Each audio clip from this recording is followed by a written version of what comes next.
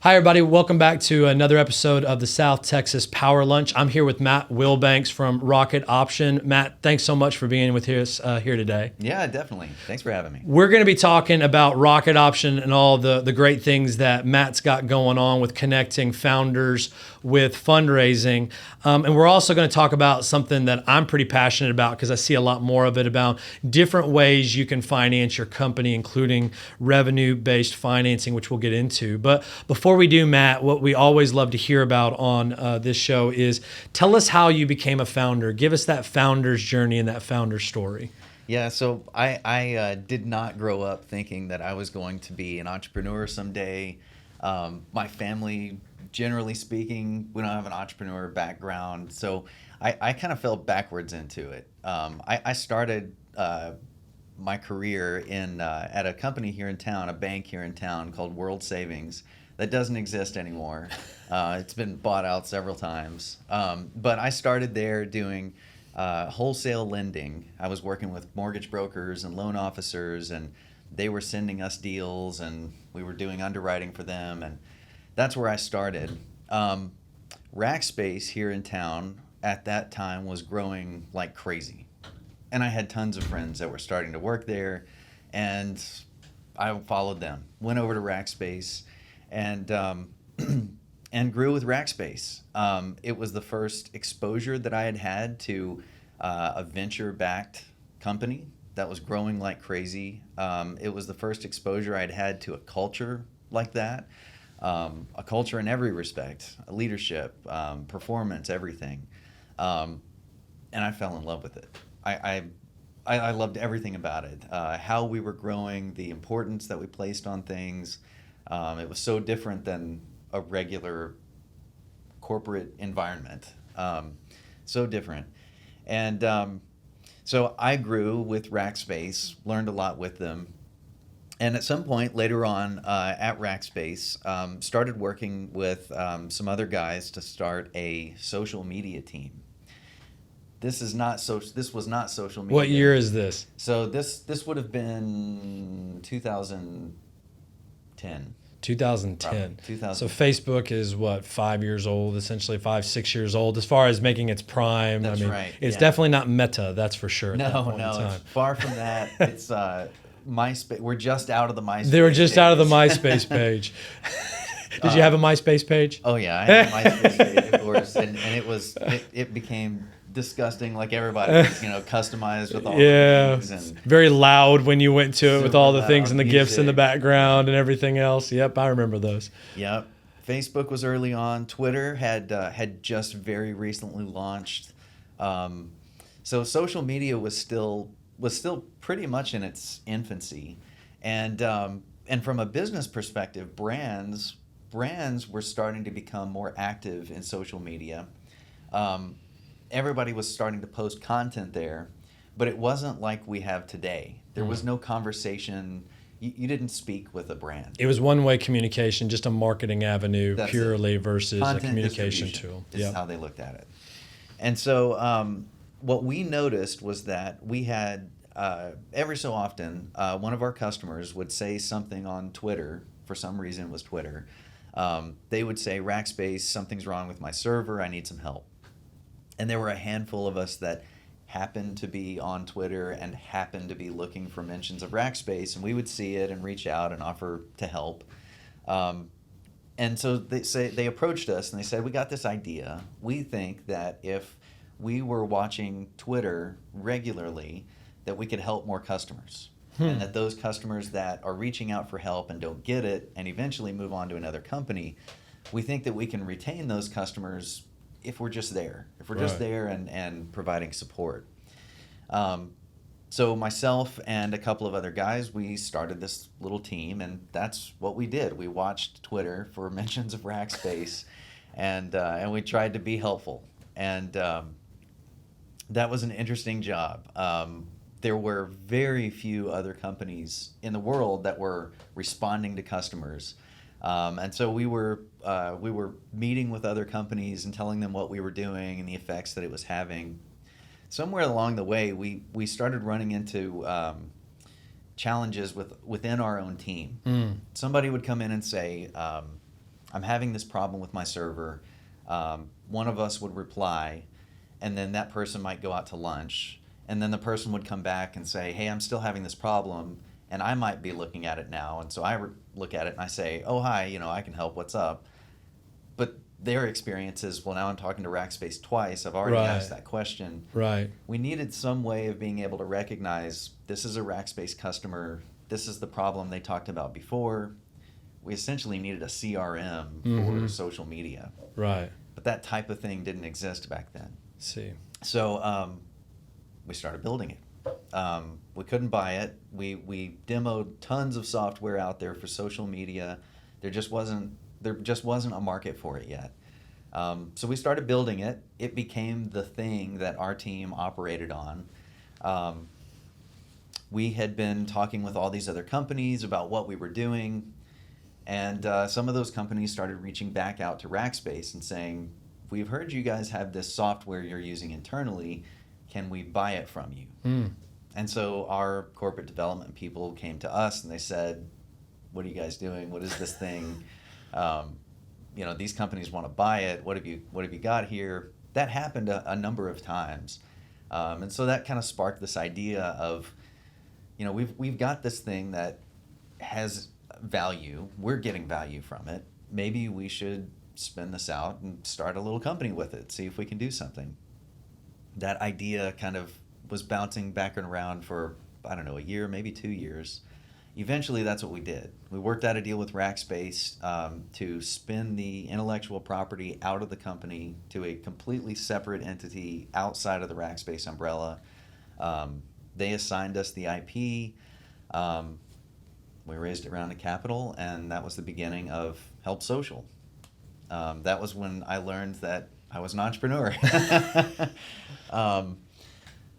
What was the greatest lesson you think? Well, tell me the greatest lesson you learned as, I guess, a new, non-traditional, just surprise, you're an entrepreneur. What was that greatest shock to you? I guess that would be the question. What was the greatest shock of being an entrepreneur? I think that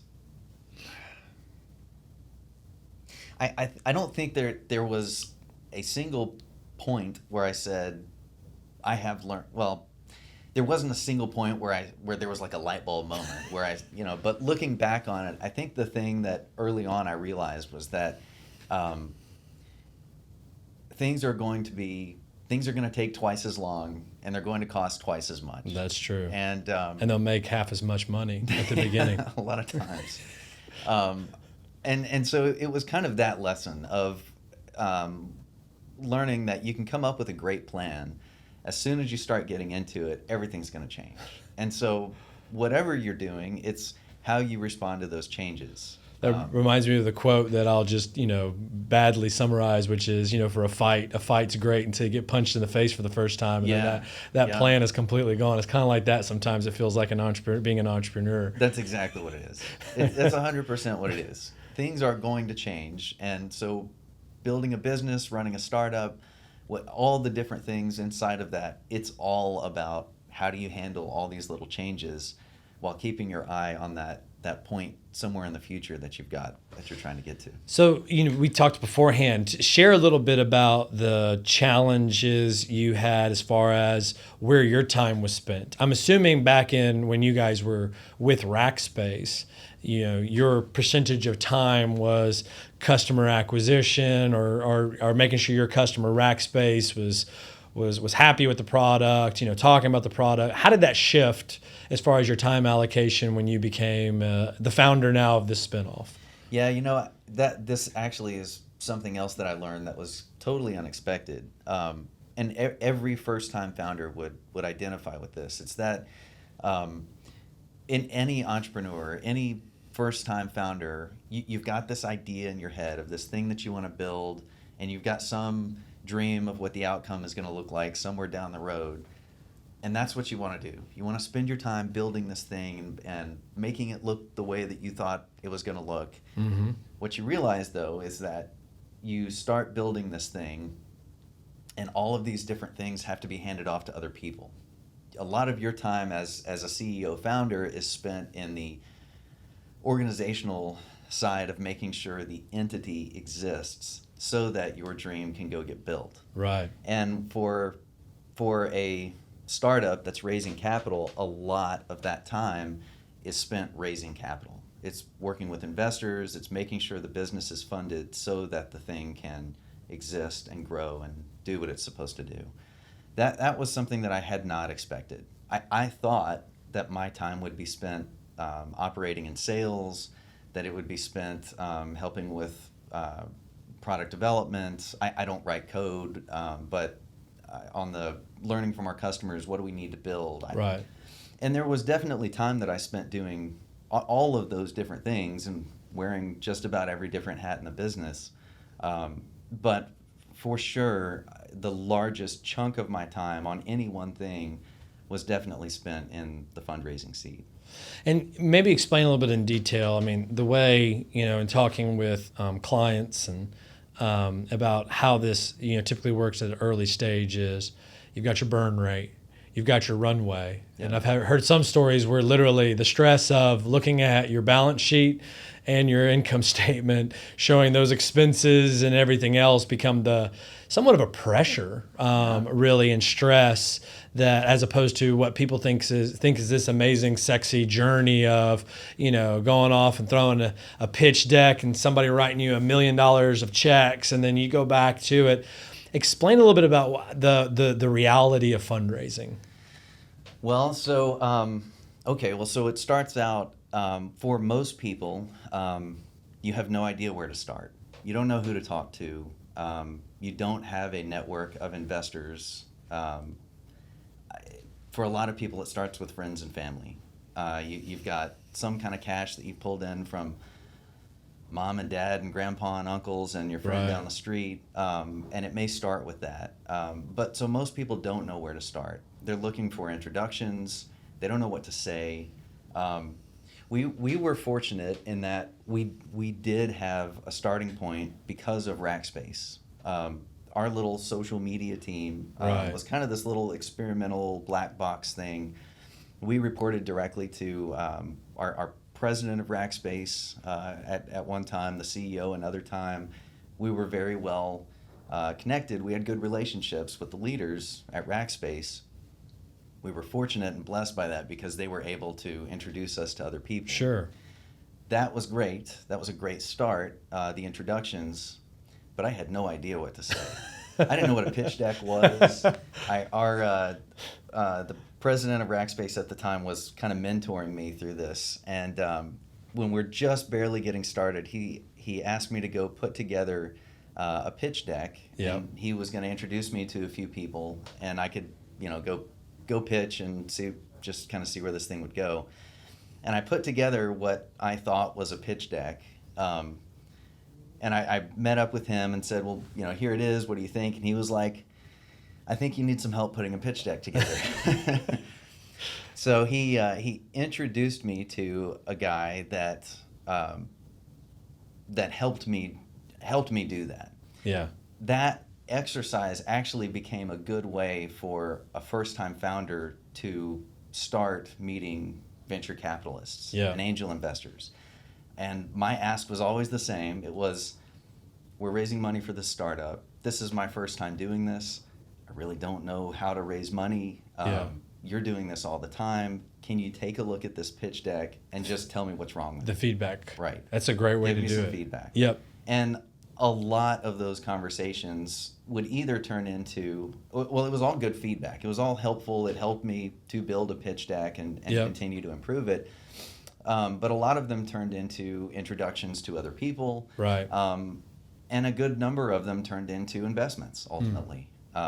So that was a good starting point for a first-time founder. No, it's great. I mean, I do a lot of mentoring, with clients and others here, and it's easy to critique a pitch deck, but the reality is they're extremely difficult for a founder to create because, what I've just, talking with people and working through with them, I mean, your idea of where you want to be, it's this vision, it's this vision, right? And you can see it. But to be able to describe it to someone, not only of getting the vision, but the economic model and why they should invest with you, that's hard to do, especially when many times these are 5 to 8 minute pitches. Right. Not, what I'm used to is business deals and business conversations that take place at a lunch, Yeah.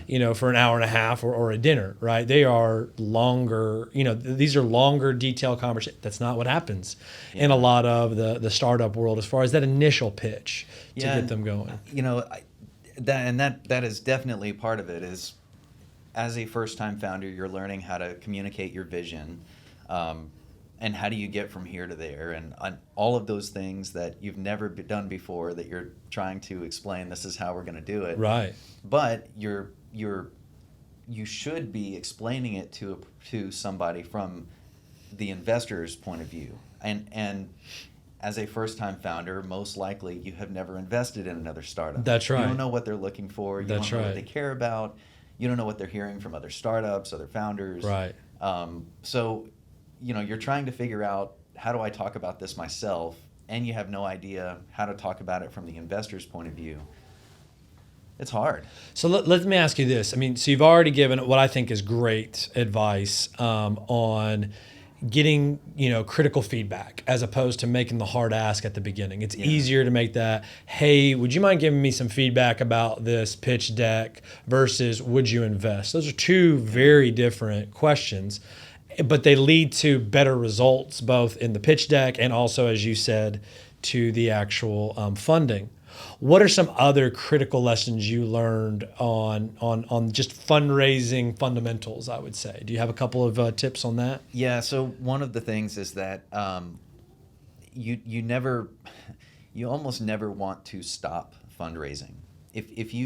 When you reach the point where you're needing capital, either because you've got a growth opportunity, you're going to put some money into some marketing campaign or something, right, or because you're running out of runway and you need capital. If you wait to do it until then you're starting from scratch. And there is no such thing as just raising capital for a week or two. There's no such right thing. It does not happen like that. Right. These things, I've never had a round go less than 3 months. Most of them go somewhere between 3 and 6. Right. Well, and I've even heard longer than that, right? It depends where you start that out, for it. It's interesting that you say that because relationships are critical for fundraising. And sometimes, especially right now, I'm hearing more of, bridge rounds as opposed to true rounds coming up. And that's just because of that rich relationships that your existing investor base you already have to help you with a critical, marketing campaign or short-term opportunity to get you right for a greater round. I think some people miss the importance of that. They're typically on the whole, I'm going to do this Series A. It's like, well, wait a second. How did you get to Series A, Series B, C, D? And we may see some longer series rounds now that the economy's, turning around where people are going to have to stay longer in the fundraising circuit. But that is so critical on the whole, don't wait.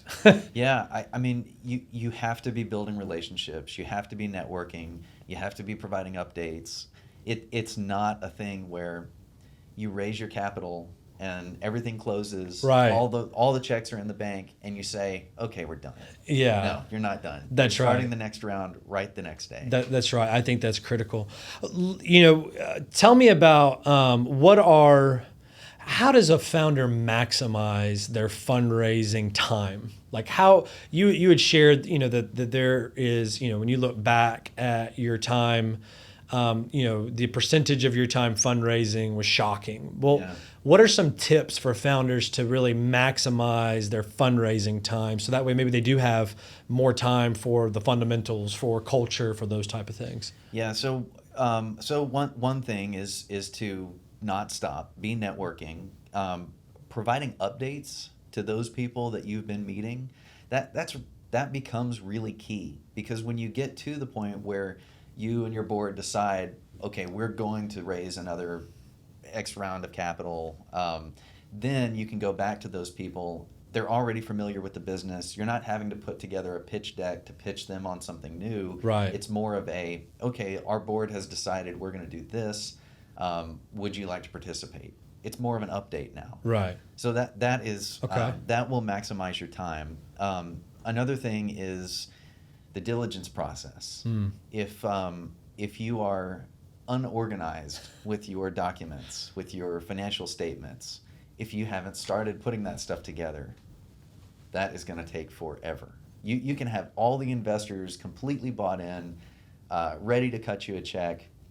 If you don't have your documents organized and everything is put together so that they can review it, that's just going to take, it's going to take so long. I thank you for that, because I will tell you, as an attorney, whether I'm representing the investor or a limited partner, the organization and the ease for us to engage in the investment are critical factors on trying to get a feel for the investment once it comes to the accountants and the lawyers. Yeah. The ones that are very well organized with data rooms, which are, can be Google Docs, folders that lay out all the check boxes with financial statements, good clear documentation as far as, what it takes to make the investment, whether it's the credit investor questionnaire, the convertible note. Yeah.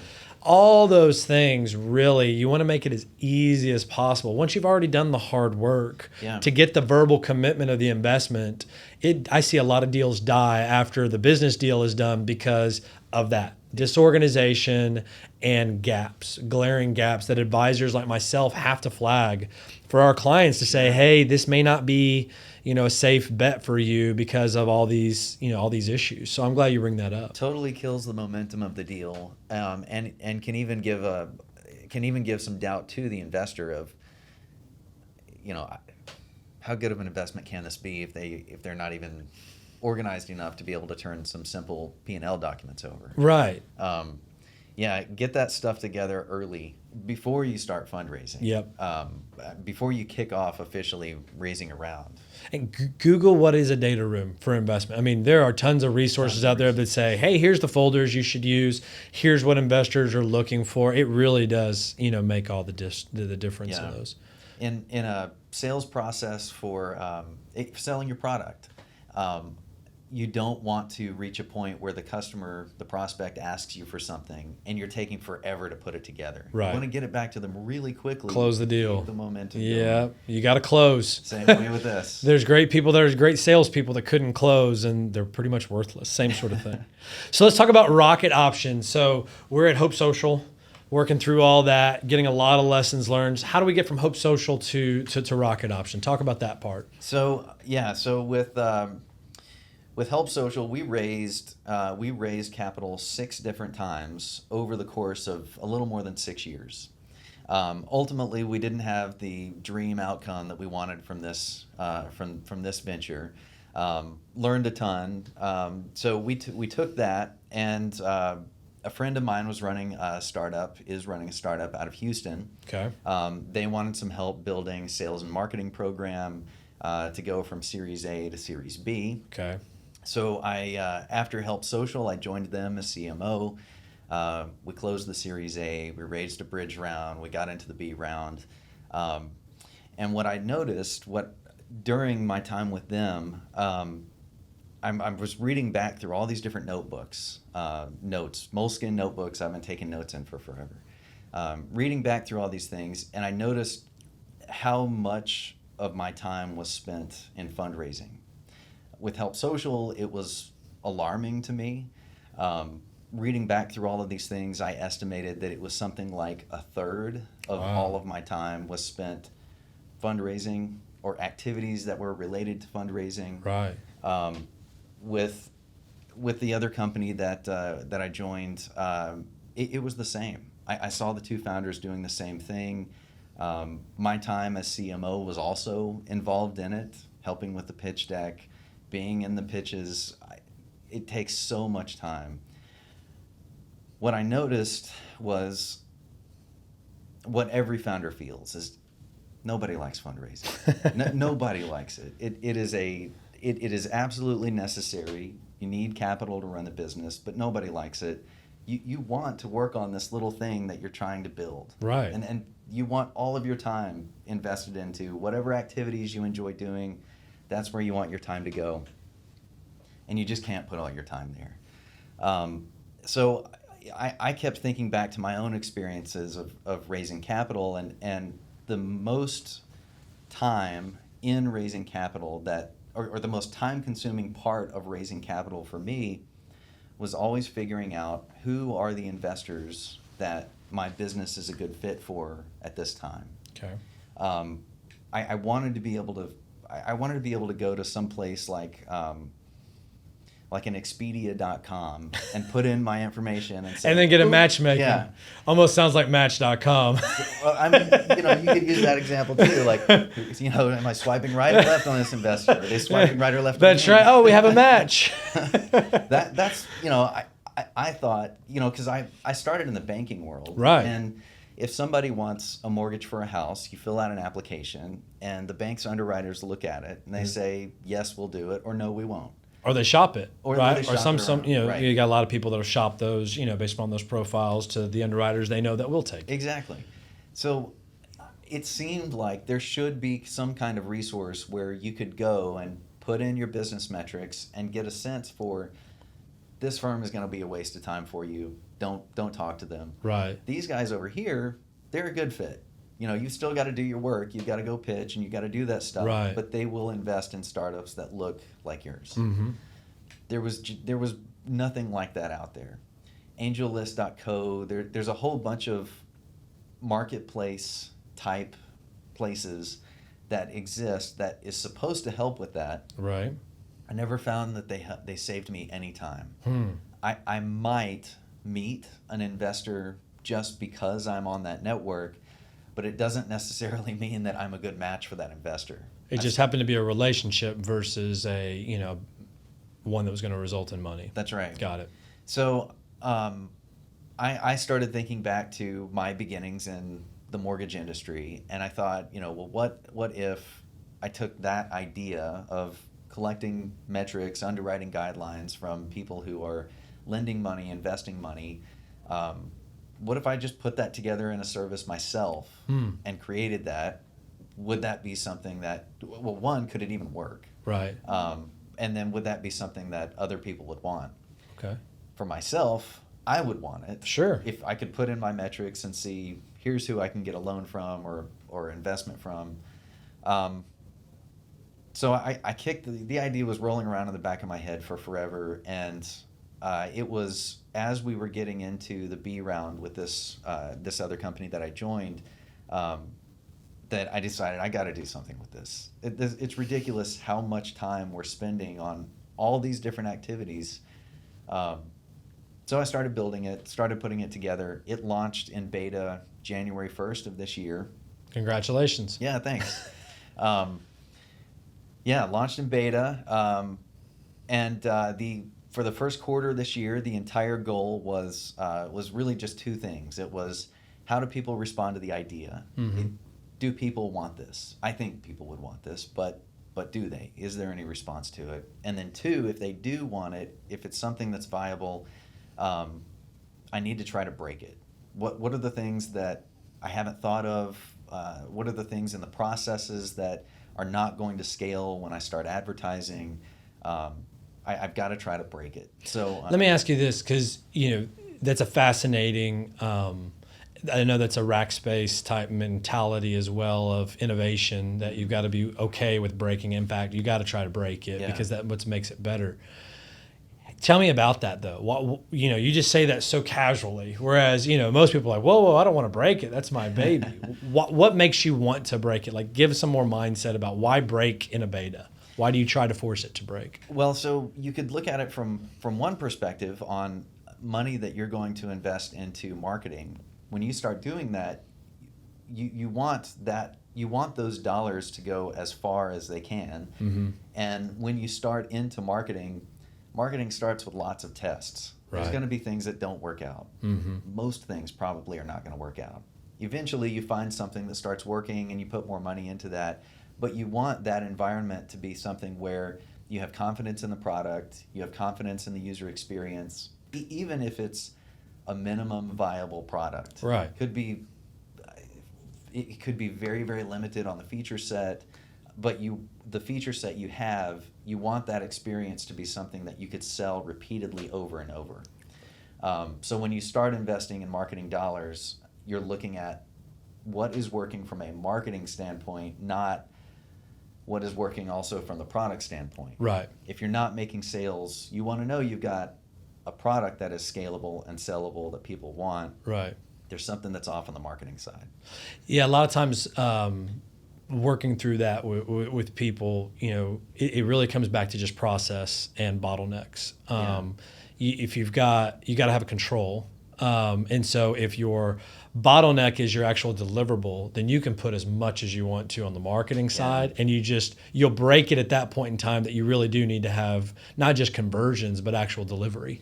Yeah. But if you get that piece right, as you're talking about, and then on the product itself, then you can look through, well, what's the marketing doing? Is that resulting in conversions? Yep. That piece, which is a whole lot harder to do actually than actually getting your product right. It's just fascinating that you took that perspective of break it at the beginning, because it's so true. Some people just say, well, I'm ready to go. They launch and then they clog the machine, it breaks, and then they never recover. Well, this was a lesson learned. Oh, okay. I mean, I've wasted a lot of money on marketing before our product was ready to go. Okay. So this is not like hey, experience teaches us a lot of stuff. Yeah, absolutely. I've seen clients do it. See, that's the interesting thing about a lawyer is we get brought in and can see the mess afterwards. Yeah. And it teaches us entrepreneurs you have to experience sometimes. Yeah, definitely. The other thing is that if you bring your minimum viable product to market and you haven't tested it out well, you haven't tried to break it, when you start putting money behind advertising, you could build a great marketing campaign, right, and drive a lot of traffic to this thing. But if the product isn't ready to go and the user experience is bad, your awesome marketing campaign can kill your company. Yep. It's going to expose. Too many people knew way too much about a bad thing. Yep. Look at New Coke. I mean, we can go back to a standard, marketing faux pas, right? Yeah. New Coke, great marketing campaign, horrible product, and hurt the brand, for a little bit there. Yeah. So tell us, you launched your beta. What can you give us some insight as to the results and just how you see for, are you going to do a delta? Are you going to go? I mean, just give some more thoughts now that you've been doing this for about 5 months. So where I narrowed down on this thing is that we started with focusing on debt.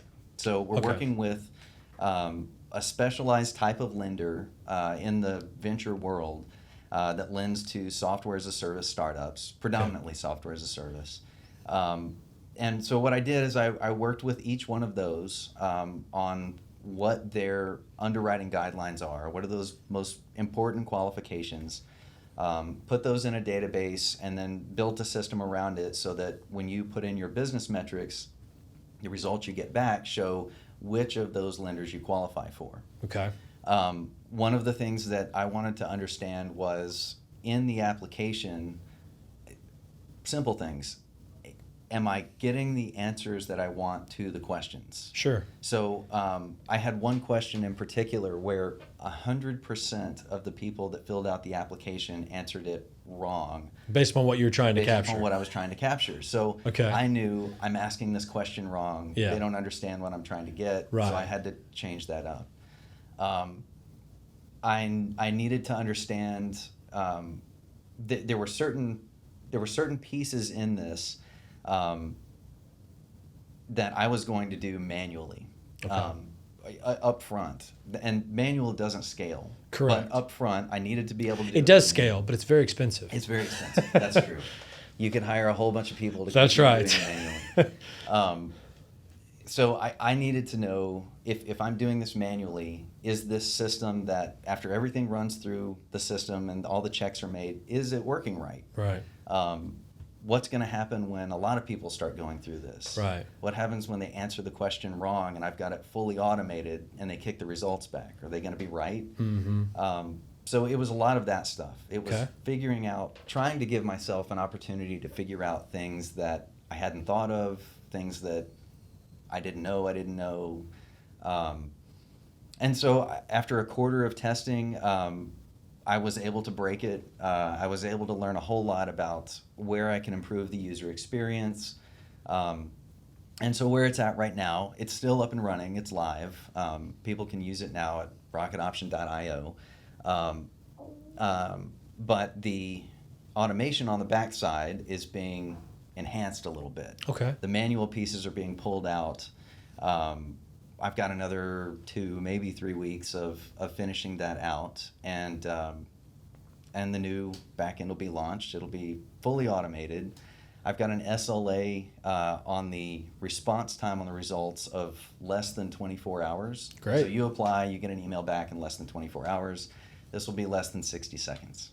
Wow. Now, is the response here's your potential lenders, or is the response a pre-qualification? What is the type of response that someone gets when they go to RocketOption? Yeah, good question. It's a pre-qualification. So oh, wow. what it does is, for each lender, it looks at the things that are most important to that lender on making a decision. Got it. And if your business metrics check with each one of those, then it'll come back and it'll say, for this lender, you're pre-qualified.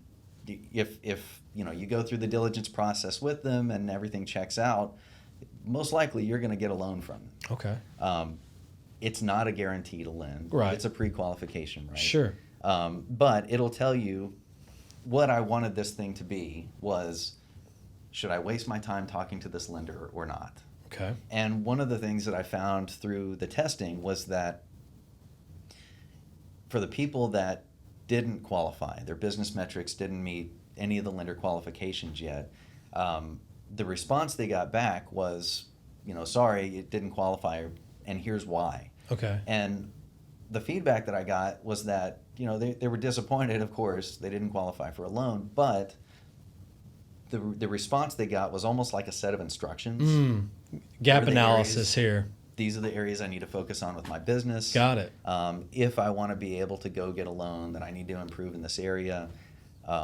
For a handful of people, it illuminated areas where they needed to rework some of their finances.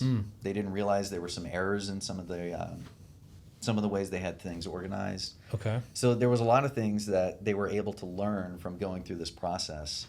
It wasn't just a rejection letter. Any sort of success stories as far as successful matchmaking that resulted in people getting loans of significant amount? Yeah. So for the 3 months, the initial group that came through was a fairly small group. Okay. So this was not like hundreds of people that were coming through. But there were 3 that were matched up immediately. That was a total of over $850,000 in financing. And the thing that is crazy awesome about it is that it took them less than 24 hours to figure out where to go. So you talk about that lead window of fundraising. You talk about that inability to find the right matchmaking. Yeah. You really resulted that down into 24 hours. That's fantastic. Yeah, it's awesome. Before kicking this thing off, I interviewed a ton of people about this, and what I learned was that on average, the founder that's going to go apply for a loan, they'll apply with 5 different lenders, and over the course of figuring out which lender is the right fit and ultimately getting to funding, that process is going to take them about 4 months. And wasted a whole lot of time. Wasted a ton of time. Because 4 out of the 5 were probably should have never been on that path anyway, but they still had to take the time to fill out the paperwork and have the conversations and everything else. Yeah. So 4 months-ish to get to closing with the right lender. And with this, they know in 24 hours, that's the one I need to talk to. And because they've done the pre-qualification work with the lender up front, right, they're already through a lot of that process. So they can get to closing, in some cases, as fast as a week. So this is debt, which typically in the startup world, the path is equity, which equity, even though people think debt, I can't afford debt. Well, equity is a lot more expensive in the long term than debt is. Yeah. What are some key factors for a founder to, consider debt versus equity? So there's a handful. So generally with startup founders that are interested in debt, the top reason is because they're not wanting to sell equity. Okay. Or they're not wanting to sell equity right now. Right. That's usually more common. Okay. They are, for whatever reason, maybe they're planning on raising a big growth round, and so they don't want to sell equity right now because they don't want to take the dilution. They'd rather save their equity and grow the value of their company so that when they get down the road, they can raise a big round and not have to give up as much. Right. So they'll take on debt right now, help them to grow, and raise a big round later. That's pretty common. Another reason that they'll use debt is that the capital that they're wanting it just for a specific growth reason. Maybe it's a new marketing campaign. Maybe they're wanting to hire some salespeople. They're not necessarily looking for a strategic partner in the business at that time. And if you're looking for equity, that is what you're doing. You're bringing a partner into the business. Right, whether you want it or not. Whether you want it or not, that's what you're doing.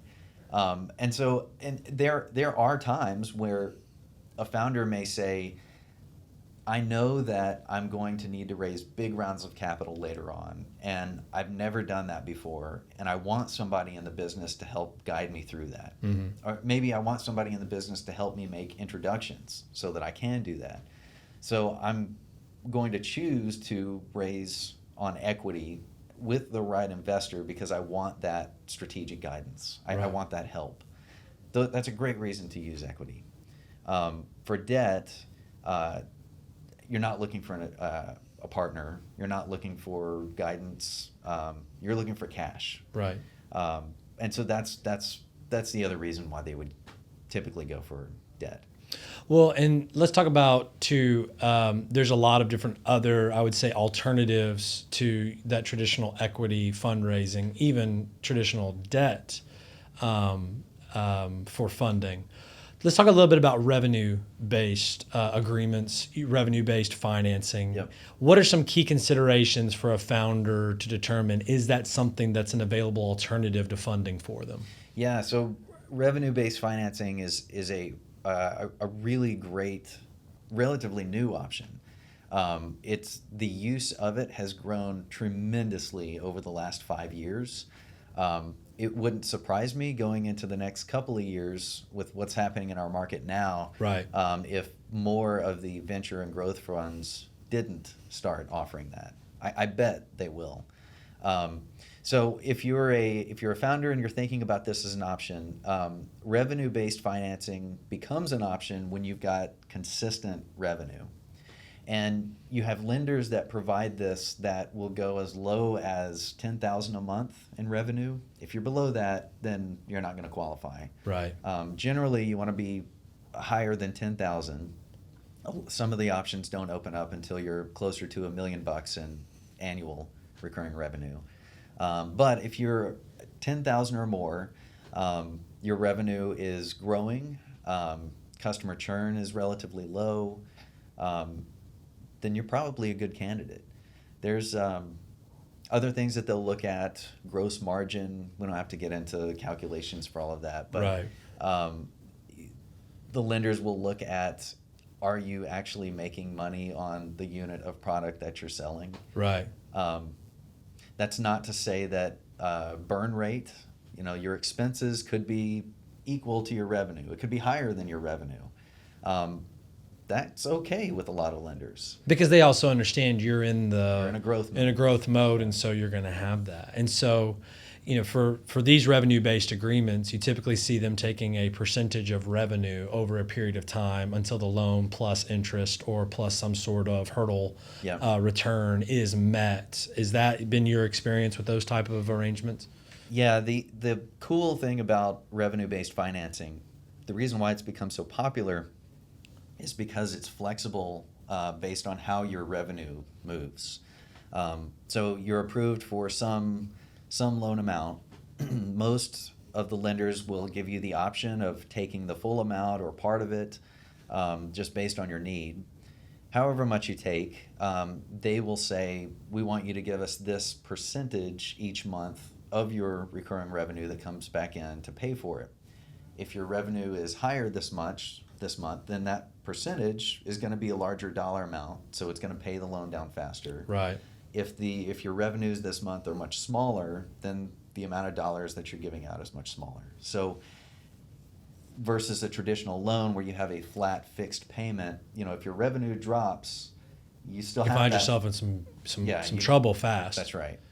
Do you typically see these as secured arrangements or unsecured arrangements? Most of them are unsecured in the way that you would think of securing a loan. Right. A traditional bank is going to secure their loans through personal guarantees. They'll do it off of physical, tangible assets, which is something that most software as a service companies just don't have. Those computers aren't worth much. That's right. Yeah. And, your developers might have nice, expensive Macs. Most of the rest of the people in the company are on as cheap as you can get away with. Yep, that's exactly right.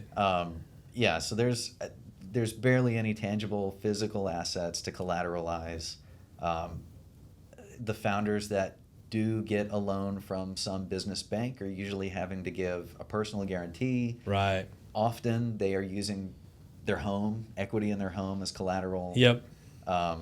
It's very rare that a traditional bank will loan to a SaaS startup based on the merits of the business. You and I both know their underwriting standards say, okay, an underwriter's saying, if we don't get paid back this loan, how do we minimize our losses, right? And so they're typically wanting between 80 to 90%, asset to debt collateral. And maybe, we may see that actually increasing, especially for some companies to say maybe we need a little bit more just because things are, starting to go the wrong direction. This has been absolutely fascinating. Let me ask you maybe just a couple of final questions here. What's next for the journey of RocketOption? What do you see coming? So equity. Equity is next. We've got a great model for debt that makes it extremely easy and fast to figure out where you can get a loan from. Equity is the next option. The goal of RocketOption is to change fundraising. When I started this thing, this was not meant to be my attempt at building the next unicorn startup. I'm not raising tons of venture capital to grow it as quick as possible. Right. That's not it. To me, the process of fundraising is broken and needs to change. It takes way too much time, and it should be easier. So moving in towards equity, we'll start working with investors that can use this system to quickly tell a startup, yes, you're a good candidate for us, or no, you're not. Mm-hmm. That will help the founder to know where they should go, where they shouldn't waste their time. Right. So that's the next step is getting there. Well, that's fantastic. Well, Matt, we appreciate you coming on to talk about this. This has been great. We wish you and RocketOption great success, especially since it will mean a lot easier time for founders that come behind you to be able to raise that future round and to make those relationships. So thank you for coming on today. Yeah. If you're watching us on YouTube, we always appreciate for people to leave a comment. Let us know. RocketOption will be in the description, so that way you can go to rocketoption.io to find out more information about Matt and the RocketOption team. If you're listening to us on our audio version, same thing. Look in the description, find those links there. Leave us a comment, subscribe to us so we know we're adding value. Until next time, we appreciate your time. Have a great day. Bye-bye.